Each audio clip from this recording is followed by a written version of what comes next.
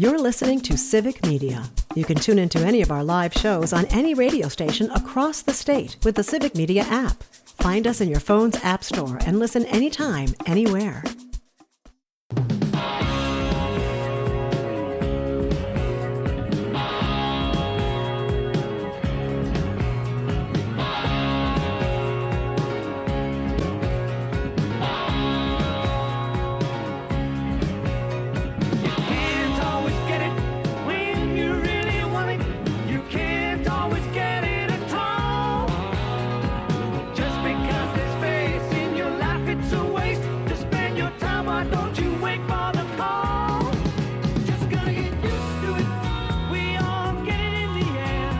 Good morning. It is Tuesday, October the 28th of 2025. I am Chad Holmes along with Ian Welsh. It is the WXCO Morning Report, part of Mornings with Pat Kreitlow, 98.9 WXCO, online at WXCO.FM, mobile devices and Alexa by searching WXCO, and on the Civic Media app. It is dark outside, and that's going to change because coming up on the weekend, late Saturday night, early Sunday morning, don't forget it is fall back. You turn your clocks back an hour because you spring forward and then you fall back. But daylight savings time will end coming up this weekend, and that means that we'll get some daylight earlier during the course of the day. I remember we've talked about this in the past, my thoughts on daylight savings time, and maybe we'll talk about that a little bit later on in the week. But just make sure you remember, you don't want to wake up Sunday morning and look at the clock and be an hour off. But but nevertheless, we'll talk more about that as we come into the week. It is 35 degrees right now in downtown Wausau. Again, weather-wise, it looks like another pretty good day. We had a nice day yesterday. And not quite as warm today. In fact, we're going to see the temperatures start to plateau and then start to cool down very slowly as the week continues. Look for mostly cloudy skies today at a high near 53 degrees. Tomorrow, mostly sunny, again a high near 53. Then on Thursday, sunny, but still a little bit cooler, down to 51. 49 and cloudy on Friday, and then mostly cloudy on Saturday, 44 degrees. And then finally, our next real chance of rain isn't until the weekend. Maybe a 20% chance of rain on Friday night, 30% chance of rain on Sunday with a high near 46. So if you're one of those Packers season ticket holders, we'll be heading over to Green Bay for the game on Sunday with the Carolina Panthers. May have to bundle just a little bit.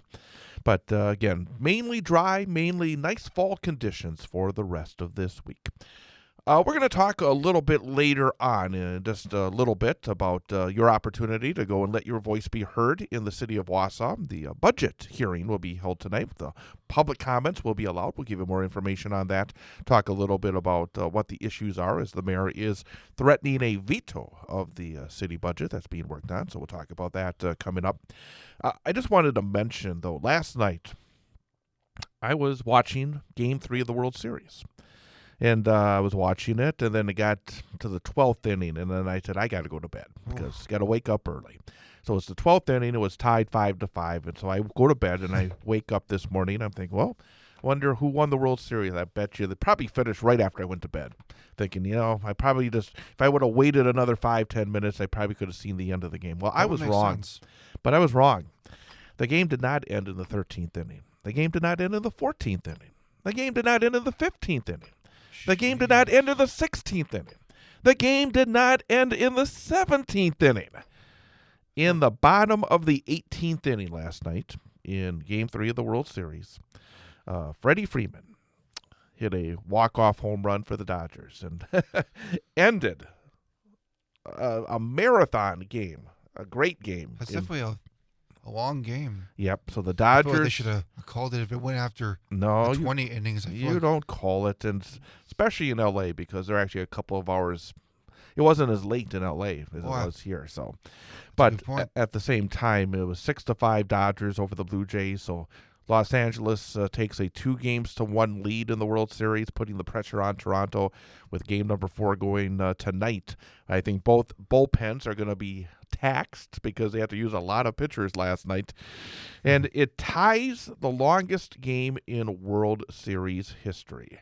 And In fact, I mean, the two games that have gone 18 innings last night, and then also a Dodger game back in 2018, way beyond anything else in World Series history. The next longest games were 14 innings back in 2015, 2005, and 1916. And so, a very long game. Heartbreak for the Blue Jays.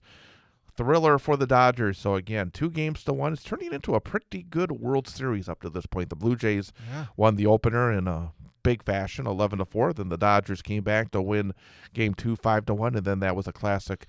Blue Jays had a couple of runners late in the game when I was watching get thrown out on the base paths trying to be aggressive. And in the end, it did not help them. And Ohtani had another big hit. Blue Jays were up 5-4 in the bottom of the 7th inning, and Ohtani went deep to tie it up. And then from the bottom of the 7th inning to the bottom of the 18th inning, there were no runs scored at all, but a lot of thrills and a lot of tension in that one. So, again, if you haven't been catching up with the World Series, maybe worth a peek in tonight with game number 4 as Major League Baseball comes towards the end of their season.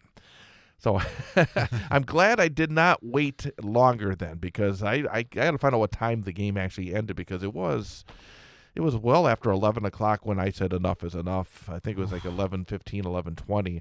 Said I gotta go to sleep. I gotta wake up in the morning and be bright-eyed and bushy-tailed for the listeners here on the WXCO Morning Report. But for you folks that did make it through the end, I don't think there's probably a lot of you that made it to the end are still with us here this early in the morning. You're probably still sleeping if they waited to the very end. It'll be interesting to see when the ratings come out what the high point was, because normally the high point in the ratings are somewhere around the 7th, 8th, 9th inning, because people start to watch near the end of the game to see who's going to win. And then as it gets real late, you see those numbers start to fade away because people start going to bed. I'm curious to see how many people were at the peak of the game last night and how many were in front of their TVs at the very end of the game last night as well. That would definitely be interesting. We're going to talk a little bit about the Wausau budget and the budget hearing, where you have an opportunity to speak, coming up at 7:22 during our next segment of the WXCO Morning Report. With Ian Welsh, I am Chad Holmes. Coming up, top of the hour, information update, news, weather, and sports, and then more of Mornings with Pat Kreitlow here on 98.9 WXCO. You're listening to Civic Media. Stay up to date on the latest news and information for your local community and Wisconsin by signing up for our free email newsletter. Visit civicmedia.us/email to get started.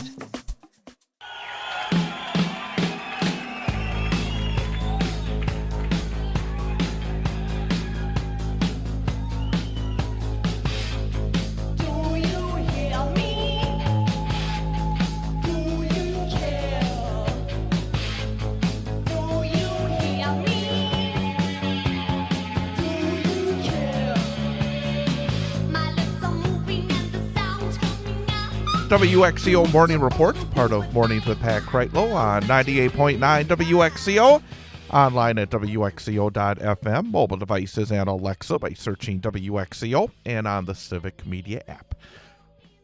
Sun is starting to rise, starting to get some light out there. 7:23 is the time, fair skies, and 36 degrees is the temperature. Along with Ian Welsh, I'm Chad Holmes. Tonight, it is a rather busy evening. The Wausau City Council will be holding a meeting tonight at 6:30 p.m. at City Hall. And among the activity will be the public getting an opportunity to speak about the city budget, but also something else will be going on tonight as well, as the City Council will also be replacing one of their own, as of course Gary Gisselman, the longtime area resident who was involved in so many different things, passed away recently. And the District 5 seat that Gary Gisselman had held is now vacant, and there are 3 folks that are seeking to fill the vacancy, and the council tonight will decide which of those 3 will be seated. They will be sworn in, and then they will fill in for the remainder of this term, and then be up for re-election later in 2026. The 3 choices to fill the seat of Gary Gisselman are James Wadinsky, Aaron Greiner and Stephen Schmidt. So that decision will be made tonight. But also wanted to talk about the idea of the folks here in Wausau getting an opportunity to speak at this public hearing about the upcoming Wausau budget. And the budget approval date is set for November the 11th. However, there has been some choppy waters. Mayor Doug Denny, department heads, other city staff put out the initial budget proposal released in late September. However, the mayor, a couple of weeks ago, sent out a news release and said that he may just well veto this budget because, quote, he wants a serious examination of existing spending. Denny said it's the job of a mayor to use his or her veto to curb excesses, and he wants to have this veto as a wake-up call. And again, a couple things about the idea of the mayor using his veto pen to stop the budget or to try to change the budget. Number one, it's not a sign of strength when a president or a governor or a mayor uses the veto power. It means that for whatever reason, the mayor has not been able to get his priorities through and has decided that the only way to stop it is through the veto power. It shows that he does not have that majority of support on the council. It shows that he does not have the ability, at least in this case, to bring folks over to his side. At the same time, while I do think it is not a sign of strength that the mayor does have this in his toolbox and that it's perfectly valid for a mayor to use a veto to try to get his priorities. Another aspect of it is the talk that the mayor brings up when he talks about spending. I wish, whether it was folks who talk about spending or folks that talk about taxes, would bring the two topics together. Because in any budget, whether it is a federal budget, a state budget, or a local budget, it's not just about spending. You can believe that we spend too much, or you can believe that we spend not enough. It's not just about taxes. You can believe that we're being taxed too much, or in some cases, not being taxed enough. And I think examples would be the very wealthy in our country who have been getting tax break after tax break over recent years and decades. So for the mayor to just say he doesn't like spending, or in the case of, or in the case of the tax rate, that's too high. It has to be connected. You have to talk about the connection between spending and taxing. And too often, and the mayor in this case, I think, has talked a lot about, well, spending is out of control or spending is too high. Well, it's hand in glove. Sometimes you have to spend, and there are reasons why that spending would go up. It could be inflationary pressures. It could be many other pressures. It could be losing certain grants. And one area that we heard about so often under former Mayor Katie Rosenberg that I don't hear as much, and I'm not saying that the current mayor is or is not looking for grants at the same level or with the same intensity that the former mayor did. But I do know that we often heard about the former mayor looking under every rock, being very, very active in trying to find the funding to help in terms of trying to keep the tax rate as low as possible. And because there are many opportunities out there for municipalities and other government entities to find certain areas where you can get grants and the like. So again, I don't know enough about what the mayor does on a day-to-day basis, whether or not he is out there trying to find some of these grants in order to keep some of the programs that have been brought in by the city in recent years. But I do think that, again, when you just say spending is too high, that's only one piece of the puzzle.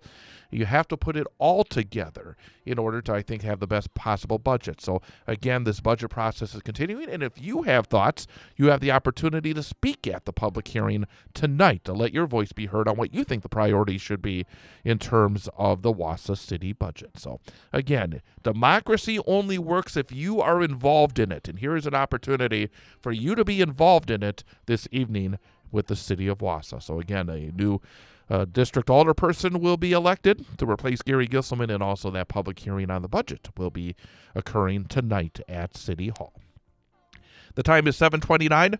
We'll have the farm report and a total information update coming up, and then more of Mornings with Pat Kreitlow here on 98.9 WXCO.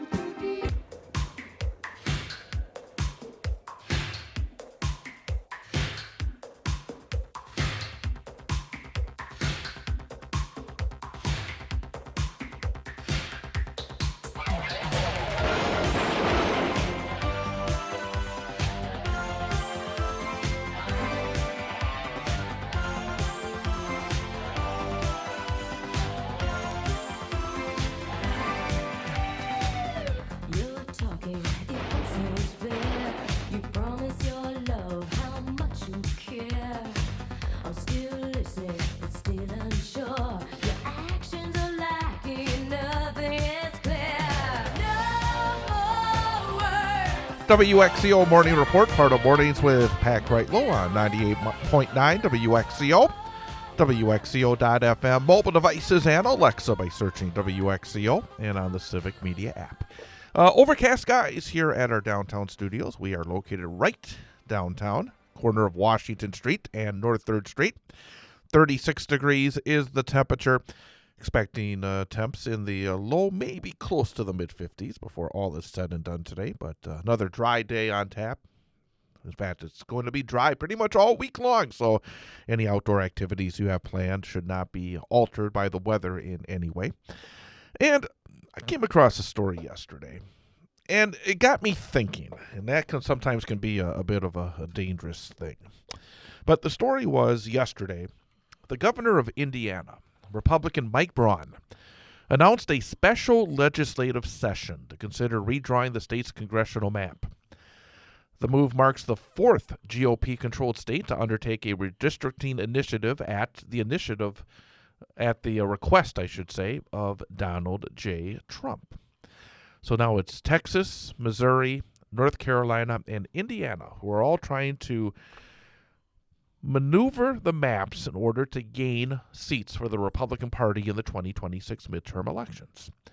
The state of California is attempting to do it on the other side, basically in response to what Texas did in order to try to maintain, I guess, some sort of fairness in terms of ultimately, and the old idea of two wrongs don't make a right, but at the same time, if you don't do it, next November on election night, midterm elections, 2026 in November of next year, let's, for argument's sake, say when the votes come in that the Republicans have a 3-seat majority or a 4-seat majority or a 1-seat majority, whatever it may be, simply put, because of these gerrymanders, which is wrong.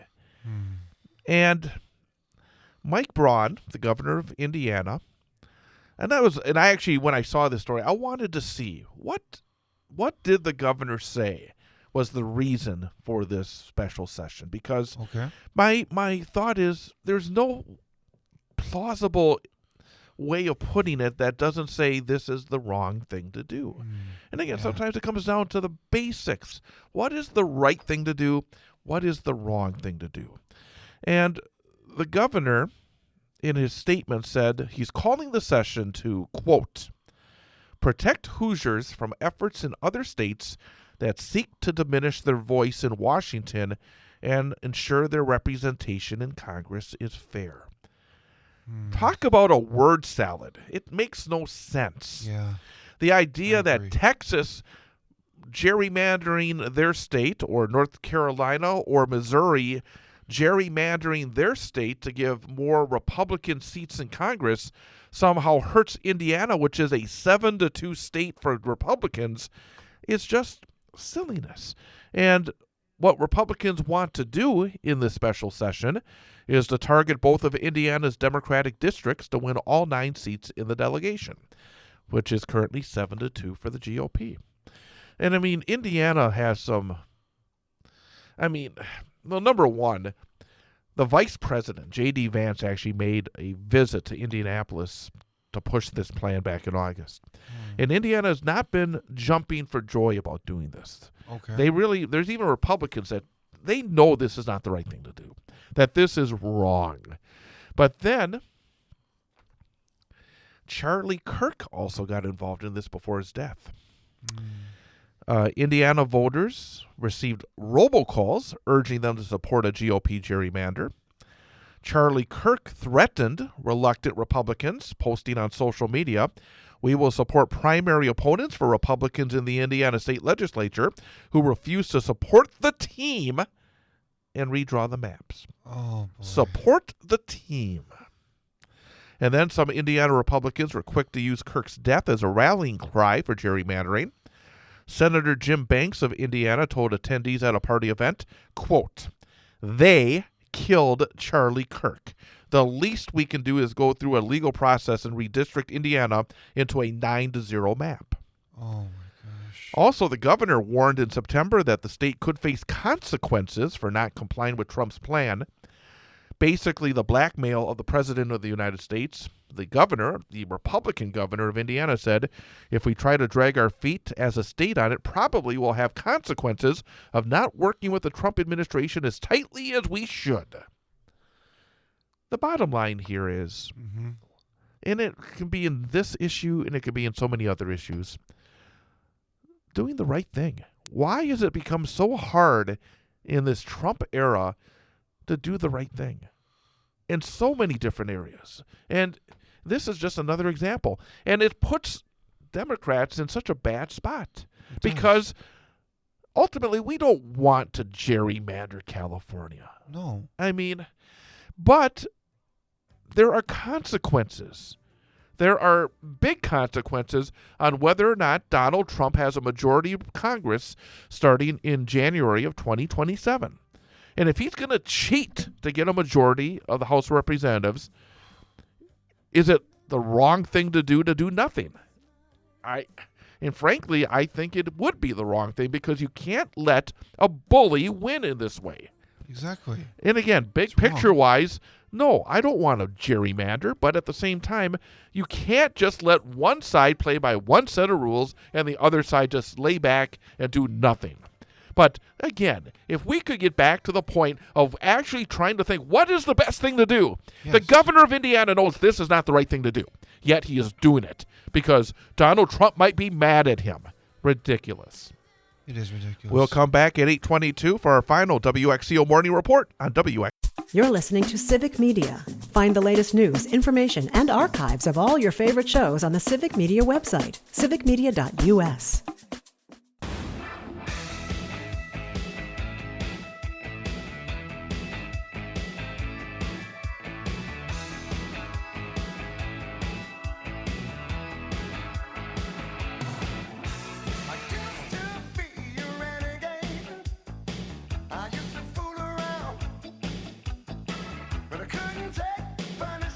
Welcome back. It is the WXCO Morning Report, part of Mornings with Pack Right Low on 98.9 WXCO.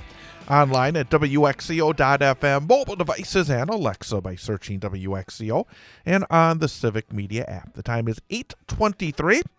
Currently overcast skies, 37 degrees is the temperature in downtown Wausau. We are at our WXCO studios at the corner of Washington Street and North 3rd Street in downtown Wausau.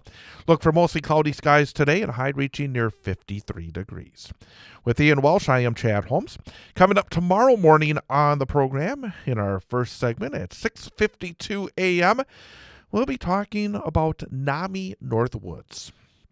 And I think you've been hearing some commercials talking about what NAMI Northwoods does. We're going to delve a little bit more into it about mental health challenges for folks here in central Wisconsin and some of the resources that are available. We'll be talking to Cheryl Martino. She is a family-to-family education class facilitator, also a Hearts and Minds facilitator as well. So we'll get the details on what NAMI Northwoods does here in Wausau. That will begin at 6:52 tomorrow morning here on the program. So that's something to look forward to. Then on Thursday, we'll be joined by the chairperson of the Marathon County Democratic Party. We'll talk to Nancy Stencil and have what's going on politically, and it's never boring politically. On Friday morning, we'll have a pair of guests. In the first pair of segments, we'll be talking to Paul Nowinski. He is somebody I've known for a very long time. He was, for a number of years, my co-host on the big high school sports show during football season. He was a longtime football coach at Mosinee High School, but now he has turned his attention to presidency of the Mosinee School Board. So we'll talk about what are some of the issues with the Mosinee schools, and what is the focus for Paul Nowinski and other members of the board. So we'll talk about Mosinee School Board issues with Paul Nowinski coming up at 6:52 on Friday. And then that'll be followed by our weekend sports preview in Wisconsin with Paul Miklick. So again, over the next few days, a number of interesting guests will be with us during the WXCO Morning Report here on 98.9 WXCO. Coming up next week, we'll have an opportunity for some more great guests. Included will be from the Wausau Community Theater. That's coming up not this weekend, but the following weekend. That's right. It will be the big show that Ian is part of, Sweeney Todd. Sweeney Todd, that's right. And you're in the midst of your rehearsals. You're just about a week and a half away from opening, but we'll have a chance to talk, I think, to either the director or cast members of that production coming up next week. Should be very exciting. You liking the show? Is it a show that you really put your arms around? It's definitely a challenging show, but it's definitely worth it. It's definitely one of the more darker shows I've done, but as I've said before, the music in the show is absolutely phenomenal. So that's fantastic. Again, the production will be at the James F. Venega Theater at the campus of the University of Wisconsin at Stevens Point in Wausau.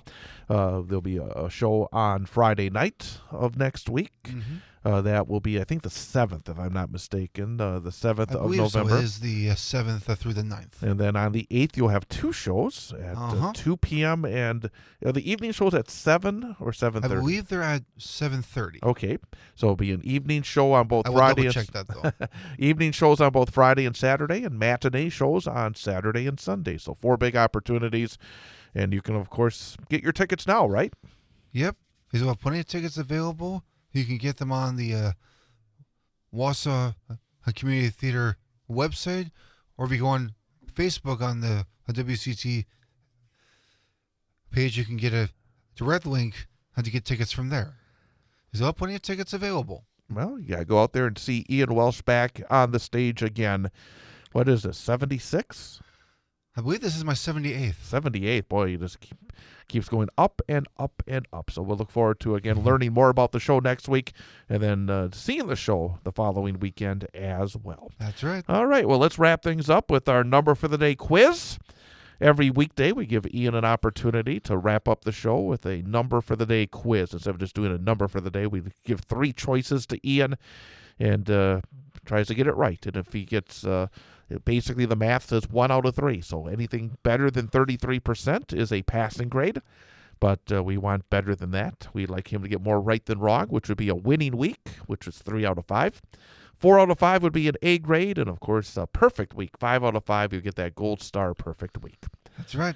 Mentioned last night that the World Series game went 18 innings. It was a very long night at Dodger Stadium before the Dodgers beat the Blue Jays by a score of 6-5. LA now leads the series 2-1. The number for the day is, what is the longest game in Major League Baseball history in terms of innings? Okay. So, what is the longest game by innings in Major League Baseball history? Okay. And it occurred on May the 1st of 1920. And in fact, it ended in a tie, Brooklyn and Boston. Oh. So your choices are 23 innings. Right. 26 innings, 29 innings.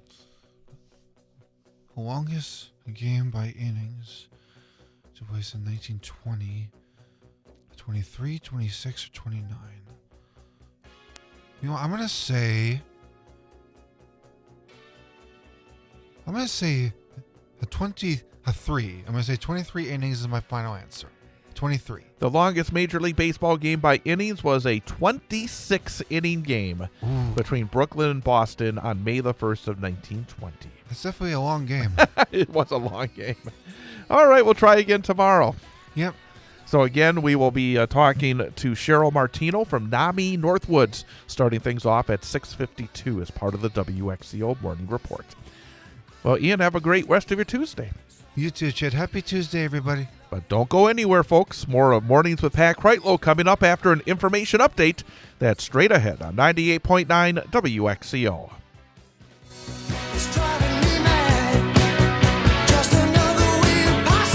The national news cycle never stops, but it can be hard to find news about your local community. Civic Media is dedicated to providing quality local and state news coverage across Wisconsin. With the Civic Media app, you can get notifications about local stories that matter to you and your community. Find the free Civic Media app in your phone's app store and choose notifications from the menu to tell us what kind of news you want to hear about.